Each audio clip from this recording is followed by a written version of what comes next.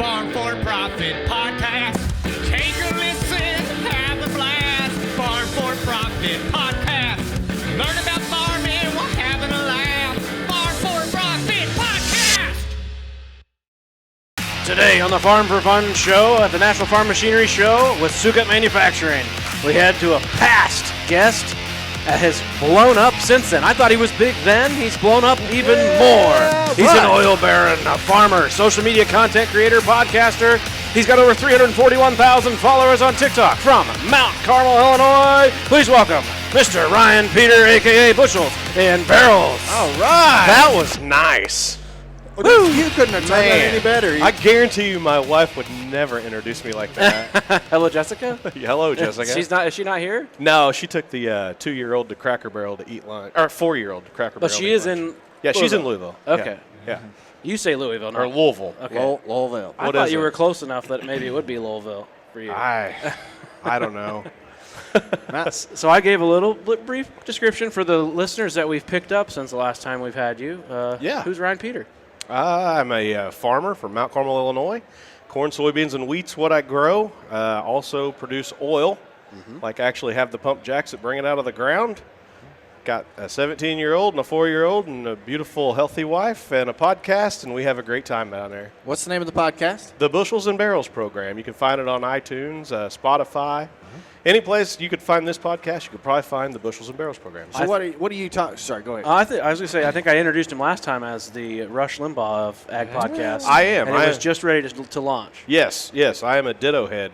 I've always been a ditto head. I loved Rush Limbaugh and still do. And a lot of what we talk about is the same stuff Rush would have talked about. Yep. Current events. It is very good podcast. I love it. Thank you. You and Jessica have created a little niche, or niche, whatever you want to say it. Yeah. And you guys have grown quite the following. Yeah. We're going to guess around 10,000 weekly listeners. Wow. So that ain't too bad. That's pretty great. good. Not for just our little podcast. We just picked up a sponsorship with Mike Lindell and MyPillow. Really? So, yeah, maybe next year if MyPillow has a booth down here, we'll do our podcast. So from did you MyPillow talk booth. to Mike Absolutely. directly for that? No, we talked to the it's not director of marketing, it's director of media, and interviewed with her a little bit. She interviews with Sean Hannity and Mike Gallagher. She's the one that vets all the programs that are going to allow them to advertise their product. Did the same with us, and boom, here we go. That's pretty cool. That was fun. Congratulations. Thank you. That's a big step up. But it's a unique format because it's you and your wife. Yeah. You know, Rob Sharkey and I kind of talked a little bit about that, and he's like, don't do a podcast with your wife. Of course, you know, she's listening in.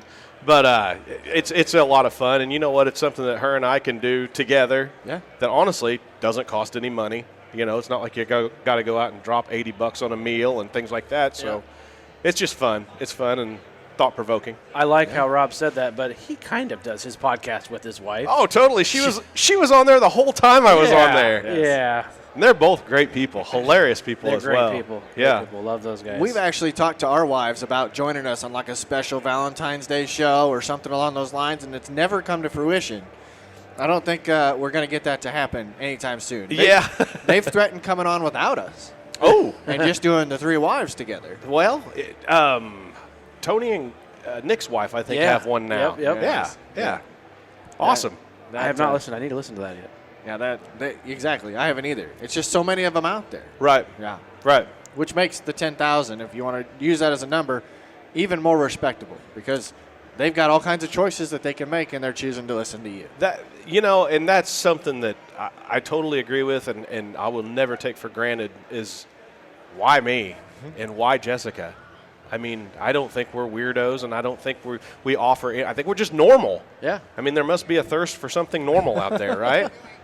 Something sane and regular. When you think about the way media is shoved to us, it's a lot of times, trimmed in a certain way or pushed in a certain way, so people like the normal. And, the one thing there's 3 things that we try to do. Number 1 is keep Jesus Christ and God in it, but at the same time tackle current events and then do it with humor. Yeah. And that's a fine line to walk. Yeah. That is. You could go too far. I mean, but we try to just stay in that balance and have a great time with it. Right. So how did the 2022 crop year go for you guys? We had an outstanding crop of corn. probably in the top 3 of my 20 years that I farmed. It was a great crop. We caught the rains that you think are flooding you out were actually making the bushels. Really? Now the rains that we caught there in late July, early August, they damaged some beans. Okay. So we didn't have phenomenal beans, but I didn't have a claim on insurance either. So it's just kind of one of those years, you know. Not a year that's going to raise your APH, but still not good enough to make a claim. Just a nice average year. It really was on beans. Okay. So the prices is what's been awesome. Yeah. Yeah. I'm selling corn right now from the 2022 crop to Valero ethanol plant right down the road from my house for $7 a bushel. So you must have positive basis. Yeah. It's about April right now is plus 40. Wow. So now, Good for you. Yeah. Now I don't know when this is going to air. That might be a horrible basis then. Well, That's it. It's a catch with these podcasts. Exactly. Yeah. Yeah. Timing is definitely of the essence, but absolutely, can totally play into that effect. Yeah. How about the oil side of things? Man, you factor inflation in, and I'm surprised oil, honestly, is as low as what it is. And I think it's an indicator of how slow our economy is actually really running. I don't think that we have a vibrant and healthy economy right now at all. And I don't mean to be political by saying that. Yeah. But if you just figure in how fast inflation is hitting and then no higher than what oil is at $70, because like in the oil business right now, to work on an oil well, it's 3 times as expensive as what it was just 2 years ago. I believe it. So what you come up with is, $70 oil sounds like a really good price. But whenever you have to throw into the factor, I need new tubing, I need new pipe, I need things like that, the services that go along with it are 3 times as expensive. Your net's not there near like it was just 2 years ago, 3 years ago.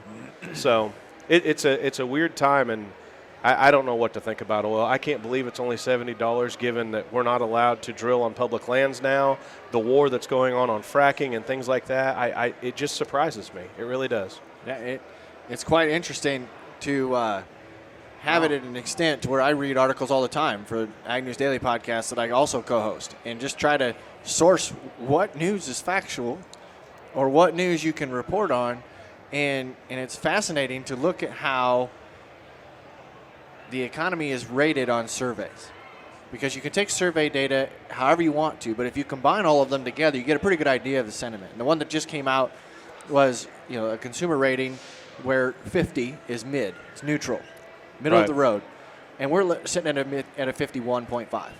Yeah. So we're just barely above.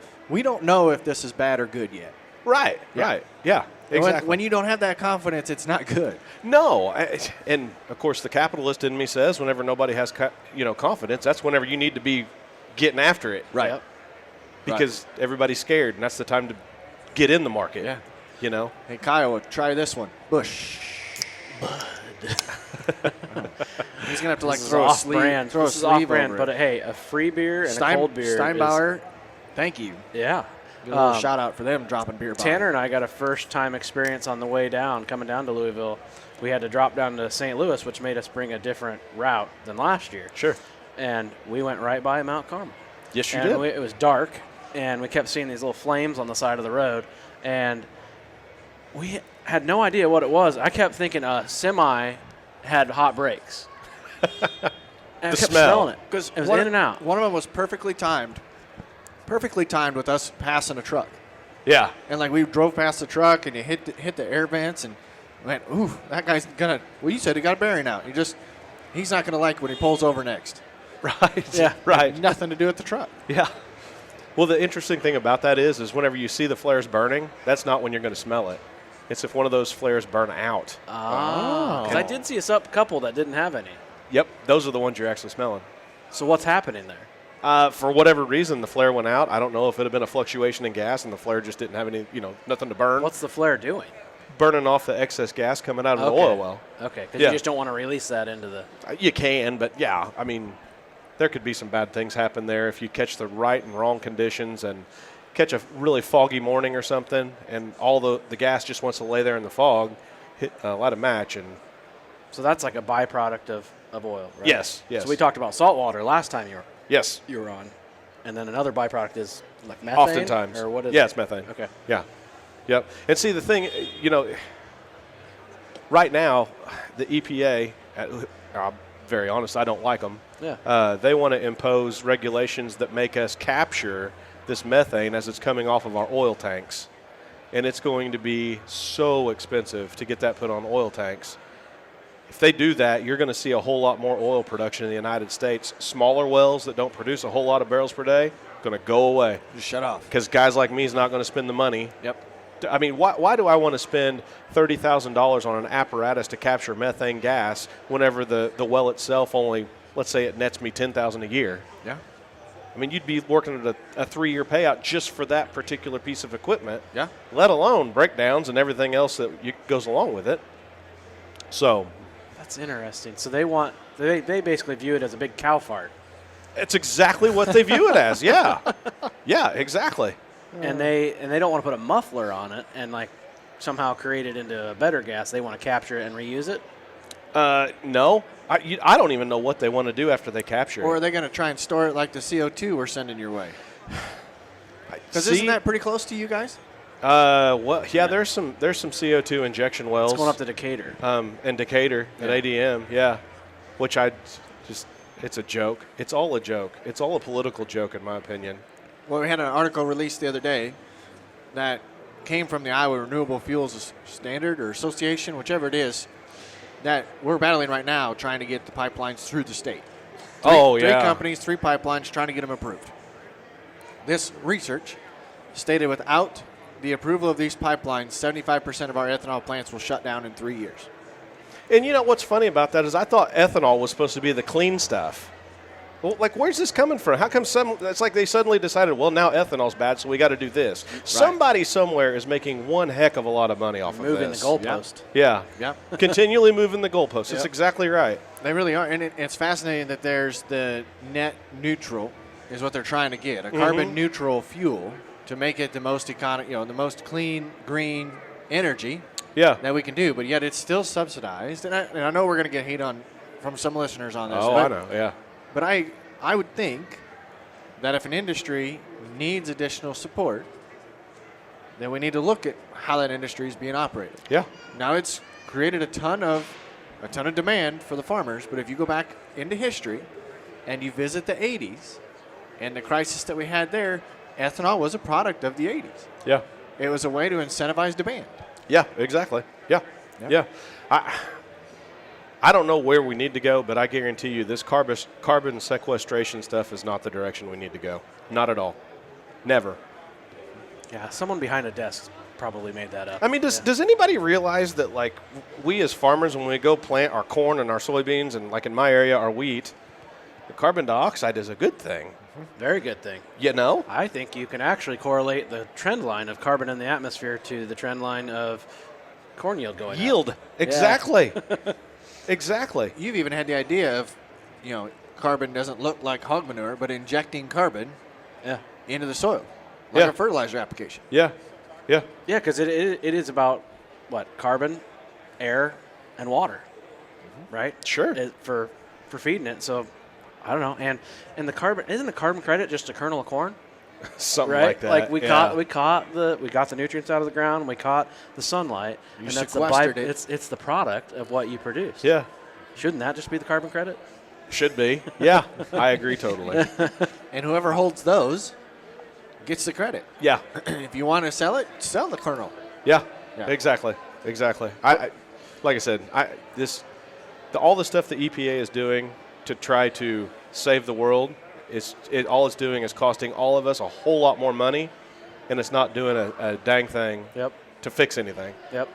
Well, the great thing about our podcast is we're everything ag, and we'll have the carbon people on, and we'll let them have their shot. Well, sure, absolutely. And have conversations. Yep. Yep. And if it ends up being something that helps our listener be more profitable on their farm for the time being, that's their decision to make. Yeah. Yeah. Well, here, it's all capitalism, right? Right. Although you have government bodies that's trying to interject themselves into it. Yep. Let me give you an example. Right across the road from my house, I believe in the next 3 or 4 years, is going to be a solar farm. Oh. Okay? Me as an oil producer, you can imagine how excited I am about solar farms, right? Yeah. I guess from my house down the road, like 3 or 4 miles, is going to be nothing but solar panels. And what I'm trying to figure out now is, what do the people that build solar panels need? Because I'm right there. So even though I don't like solar panels, dude, if I can make some money off of what they're doing just because of my location, you better cabbage onto it now while they're here. Right. Right? Yeah, they're going to offer it. Yeah. If you don't take advantage of it. Somebody else will. Yep. At least the money's in my pocket on my road. Yeah. Talk about staying local, right? It is. Absolutely. Exactly. Someone must be on the school board that you were on that decided to put those solar panels there. Oh. Local leadership You know where we is could a put slippery those? slope. Yeah. Right across the street from Ryan Peters. That's about right. And, it is. It's like, and I call them the solar Nazis. Yeah. And they've tried to rent our farm, and my family has zero. We offered them some floodplain ground, like stuff you lose about every year. Yeah. Oh, they don't want that. What do they rent an acre of that for? Right now, I've heard anywhere between like $900 and $1,200 an acre per year, 20-year lease. At the end of the 20 years, they have the option. They have the option, not you as the landowner. They have the option to renew the lease. I figure whoever leases to these people, you're never going to see your farm ground again.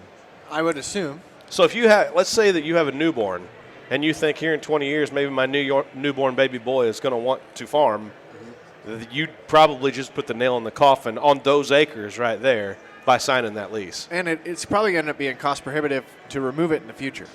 And nobody can answer me that. Yeah, we had this conversation last night down here. Over TV towers or So my family has windmills. Okay. One of the original sets of windmills, 28 years ago or whatever it was, got put up. They're the X-frame, the steel X-frame. They're not the big white ones. They're not the big white pedestal. Yeah. Originally that way. Well, they've been sold a couple of times. Well, they're at the end of that 25-year lease, the original 25-year lease, so it's on an annual up, continuing to pay. Well, the company is elected to no longer replace turbines, and they'll eventually not use that. So they're going to take, if the turbine goes out or a blade gets damaged, they'll take everything off the top and they'll take it down to 10 feet tall. And then what? That's what stays. And then it's your problem. Well, technically, it's their problem. You'll get the minimum of the lease because it continued to auto-renew, and as long as there's a structure there, it still has to be paid on, but you get the minimum. There's no incentive. There's no power generated back, payback. But you've got footings, columns 55 feet deep in the ground, rebar and concrete. It's over $10,000 a pedestal. There's 4 of them. To get it below, say 10 feet, so you don't hit it with a deep ripper or anything else if you want to farm back over it, to where it's, for the farmer, it doesn't make any sense. You do that on the 3 that we've got on our farm, you're looking at $150,000 just to get the structures to where you could farm over them. So that's a great point. Now think about solar panels. How far apart are your windmills? So we have on a half-mile distance, there are 3 windmills. So it says 2,500 feet, that'd be 800 to 1,000 feet apart. Okay. Solar panels, they're side by side all the way down through. Can you imagine what's going to happen? Because I guess everything I researched, they got to pour concrete in order to set the solar panels up. You're going to have a lot of concrete out there. They can't just set it in the ground? From what I've read and saw, no. Now, I'm not saying that I know 100% about it, though, yet either. Yeah. But you'd think any building, you're going to at least have to have a footing. Yes. Otherwise, you have a freeze and thaw issue. Yes. So, they would have to have concrete out there somewhere. Right. Otherwise, it's like tamping a post for a fence line. They're probably still going to have something around that post. Now, more than likely, you could probably go with a payloader and a chain and yank whatever's there that up. out, yes. But, that's a lot of that stuff. Just think about 1 square acre and all of that you would have to clean up. We met a guy at the Des Moines Ag Expo, or whatever they call that, the Iowa Ag Expo, that has a robotic lawnmower, self-propelled robotic lawnmower. And that's what it's used for, is it mows underneath solar panels.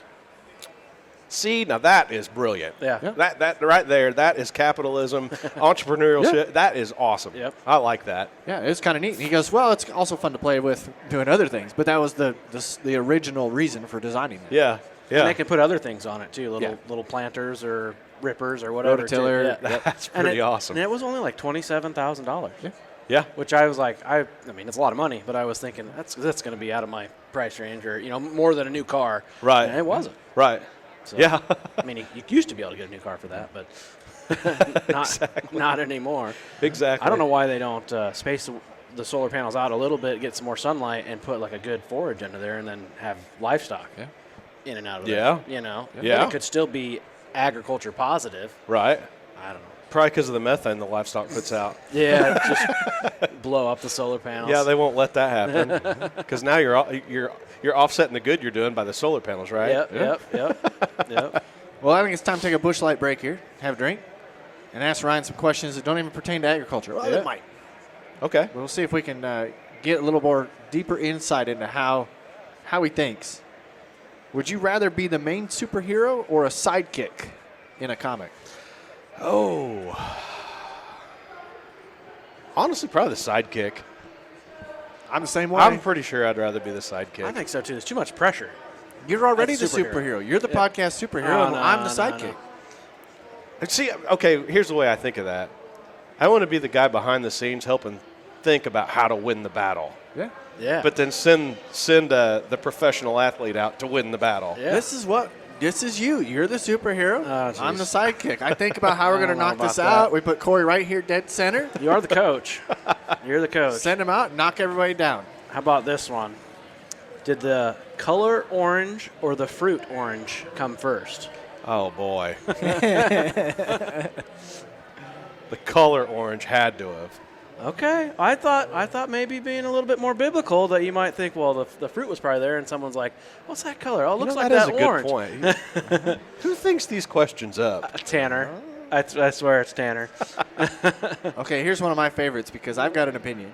Okay. Pizza is better cut in squares. Ooh. You know, I'm just going to answer this with I agree with you because my favorite pizza in Mount Carmel, my hometown, is a small pizza place, cut in squares. What kind of pizza is that? Kelio's Pizza. It's just a dude owns a pizza shop in Mount Carmel. It's not a chain, nothing. Yeah. And What kind of pizza though? Like what's toppings on it? my personal is just ham and mushroom. I'm boring, Ham and mushroom. but I do like ham and No mushroom. pineapple? Because I would totally but throw I- pineapple on that. Yes, if you threw it on there, I would not complain. Not at all. But I do. I love my pizza cut in squares. I love the little small triangle pieces, just maybe 1 or 2 bites, pop it in. Yeah. And then the one piece that comes with no crust.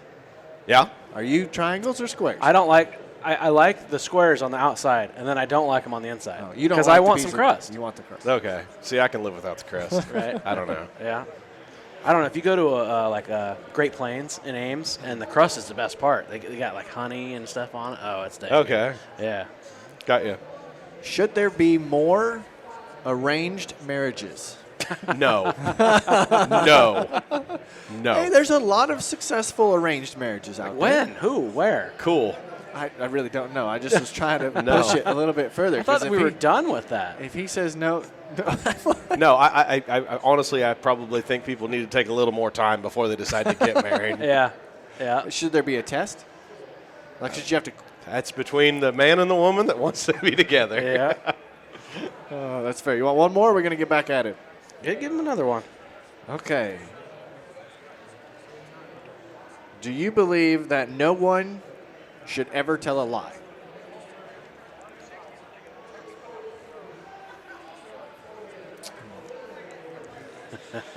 Oh, It's deep. It is deep. that's a pretty broad question. So when's lying okay?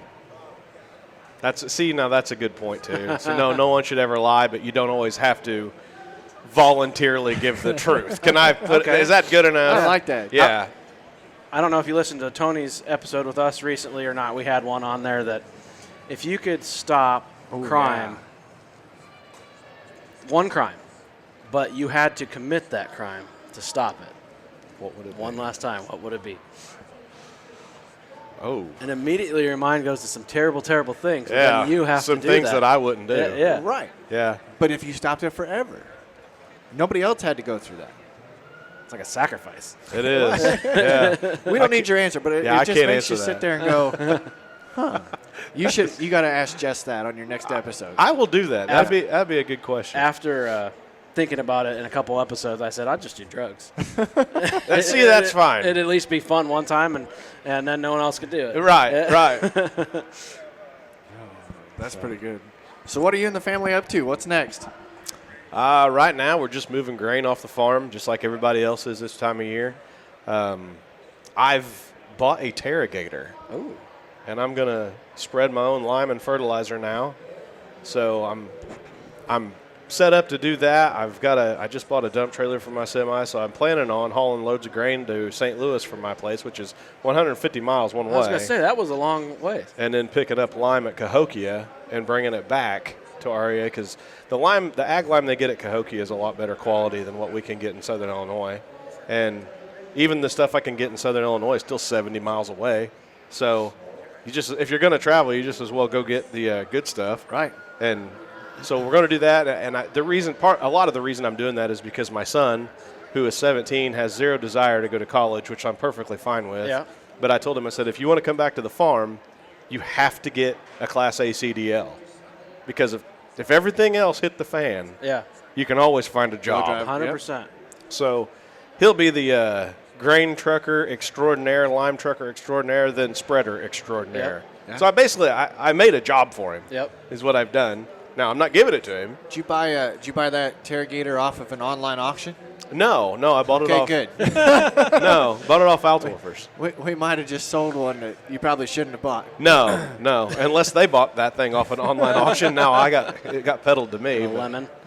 Do you still have the tanker business? Yes, I do. Still have How's that oil-filled going? tank trucks. I'm busy as that's one job that oil-filled tank trucks is something that you will never go hungry, and you'll never be looking for a job. So long as there's oil to be produced, they're going to need tankers. So that's a really good one. It's like residual income kind of. It is, but it's relentless because it's 7 days a week. So if I don't have people around to work, guess who gets to go out and work? You, yeah. Yeah. So, but luckily I've got the staffing stuff for the most part figured out. Yeah. So. What do you think? Where's the podcast going to go? You got Mike Lindell on now, so you going to get some more partners or what? Dude, I don't know. We'll see where it goes. It's already bigger than I just ever dreamed of it would be, ever. Yeah. I never, ever dreamed that we would do what we did. I didn't know for sure when we got the podcast equipment if we'd make it 1 year. Yeah. But it's one of those deals. You just start having fun, and you enjoy it, and then you start getting feedback via email, just like you guys do. Yeah. Of course, you have a text line. Yeah. We don't have the text line, but maybe we ought to get one. It's a dangerous slippery slope. Yeah. And the trouble that comes with the text line is you're supposed to respond to them. And I get really bad about that. Like the text comes in, it doesn't come directly to your phone. Yeah. It comes to like a box. And then sometimes I go in there and I'm like, oh, crap, there's 7 people in here. Oh, shoot, it's been 5 days since this person texted in. You're like, I'm sorry. Thanks for listening. This is a good suggestion. You end up apologizing. Yeah. All the time. Okay. Well, I do my fair share of apologizing just from email because my wife is the one that generally does the email end of it, not me. Yeah. And oftentimes whenever she reads the emails on the air, when we're recording, I should say, it's a blind react for me. I don't know what she's getting ready to say. Yeah. And as a matter of fact, a couple of the people that I've met down here today is like, I emailed you. I'm like, sorry about that. Hello, Jessica is the one that does that. Yeah. Well, when you walked up to me, I was standing here uploading the last show, and he walks up, and I said, just like, what's up? Because people have been doing that all the time. And I turned and looked at him. I was like, oh, it's me. you. Yeah. Exactly. Well, Ryan, I really appreciate you coming down here and being on with us. Can I ask one question? Yeah, go ahead. we're not done yet. Okay. Well, I need an honest answer. Ask it. How about Brock Purdy? Oh, my gosh. How about that guy? Gives me tingles, man. I was watching the game whenever Garoppolo got hurt, and that kid came in and rocked it. Yep. And I have never been a 49ers fan. As a matter of fact, I loathe them. Yep. And then he came in, and I was instantly a Brock Purdy 49ers fan. Yeah. And I hated it when he got injured there in the NFC Championship game. That story he had, because everyone's like, he just came in. The defense didn't know him, all that, and he just continually impressed. Oh, my gosh. And, he's got talent. I think he's got upward momentum going I for him. hope that he can get back in with the surgery. Did he decide to do full Tommy John?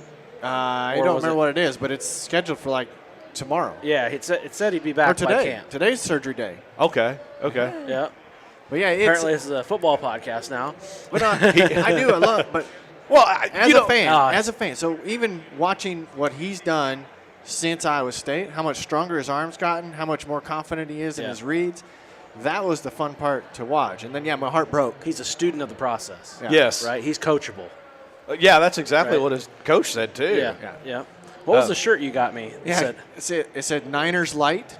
Oh, So it's it like a had the Bush Niners- Light signal. It said Niners Niners Light. Light for people who aren't 49ers fans, but just like watching two kids from Iowa. Yeah. Exactly. Because of George Kittle. Yeah. The Yeah. tight Yes. end. Yes. Yeah. Exactly. Exactly. No, I was like heartbroken in the NFC Championship whenever. Well, and then it kind of got fun because then there's like, okay, well now who do we bring in? Because Yeah. then like the backup of him got hurt. Yeah. And now Brock Purdy's back in and he can't even throw it. What I couldn't understand is why Christian McCaffrey, who is a quarterback, Yes. I mean, an all-around athlete like that, why they didn't just run him in the Wildcat? That's exactly what I thought. Even if he was throwing 10-yard passes. Yeah.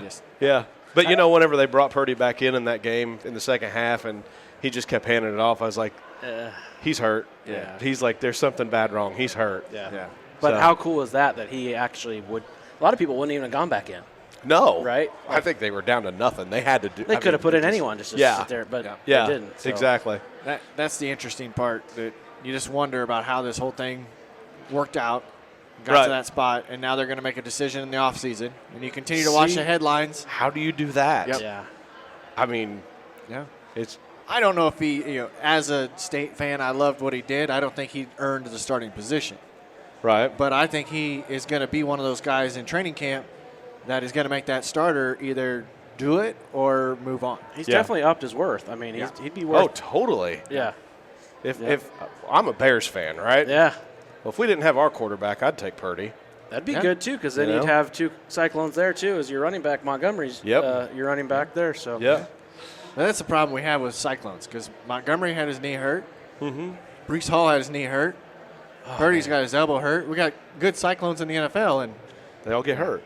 but yeah, we probably lost half our audience because not everybody's football. That's at the end. Let's get back at one more question I want to ask you. It sounded like you had a little bit of fun hanging out with Uppy, Oh boy. doing his American tour, and you fired up an oil well. Yep. What'd you do? Go goose hunting? What were you guys doing?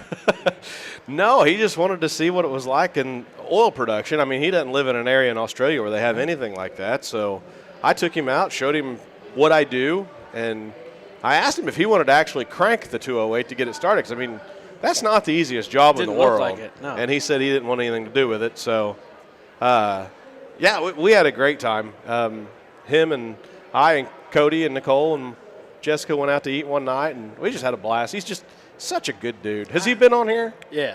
Okay. Yeah, we've had A couple times. Okay, I didn't know like this weekend. Or Oh, no, anything. we didn't. Yeah. Nope.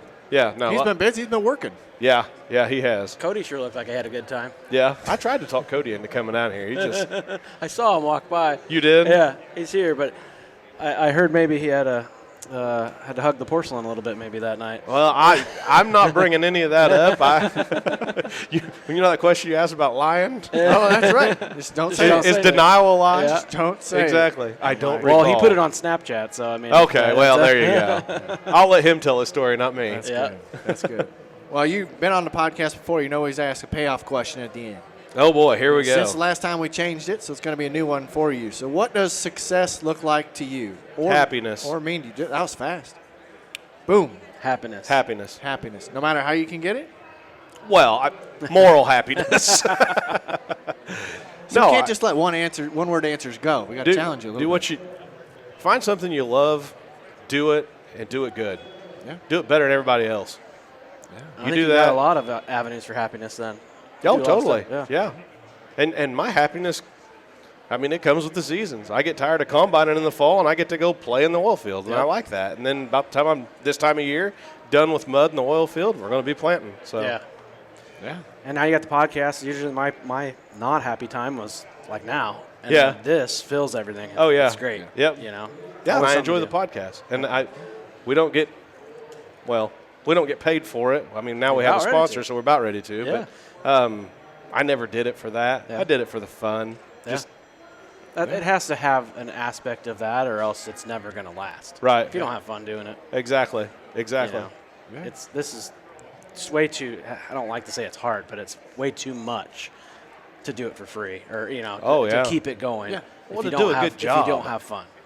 I mean, you got to be prepared coming Yeah. into this stuff, and Yeah. you can't just wake up Sunday morning and go, well, I'm going to go record a podcast and go hit record, and it just comes to you. I Yep. mean, Yep. there's got to be structure, research. It's not easy. Yeah. And I tell you what, you from the first episode, I couldn't even tell. I mean, you had to have it in your head for a while because it was dang good, right? Thank you. I was just like, home run, first episode. Like, no one ever does that first show.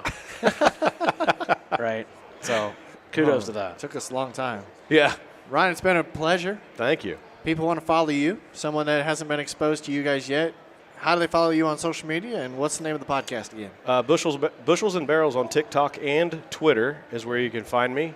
And then the Bushels and Barrels program, we're on all major platforms, so just look us up.